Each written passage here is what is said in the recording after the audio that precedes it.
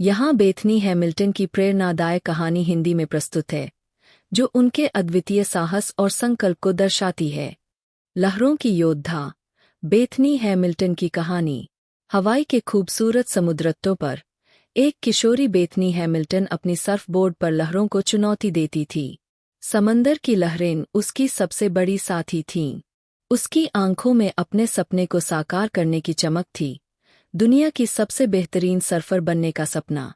लेकिन एक सुबह, जब बेथनी समुद्र में सर्फिंग कर रही थी, उसका सामना उस दुर्घटना से हुआ जिसने उसकी जिंदगी हमेशा के लिए बदल दी।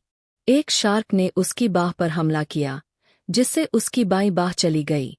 यह हादसा ऐसा था जो किसी को भी तोड़ सकता था।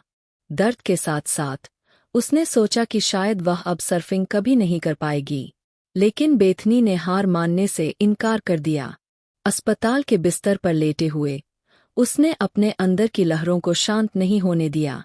उसने ठान लिया कि वह न केवल समंदर पर लौटेगी, बल्कि पहले से भी बेहतर सर्फर बनेगी। अपनी दृढ़ इच्छाशक्ति और परिवार के समर्थन से बेथनी ने सर्फबोर्ड को फिर से थाम लिया।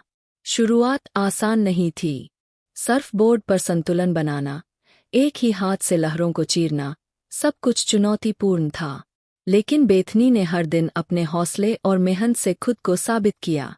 जल्द ही उसने प्रतियोगिताओं में हिस्सा लेना शुरू किया और अपनी योग्यता से सबको चौंका दिया। आज बेथनी सिर्फ एक सर्फर नहीं है, बल्कि साहस और दृढ़ता का प्रतीक है। उसकी कहानी ने दुनिया भर के लोगों को प्रेरित किया है कि अगर आप ठान लें, तो कोई भी मुश्किल आपको रोक नहीं सकती। यह कहानी बेथनी के साहस और संकल्प को बयां करती है। कैसी लगी यह प्रेरणादायक कहानी?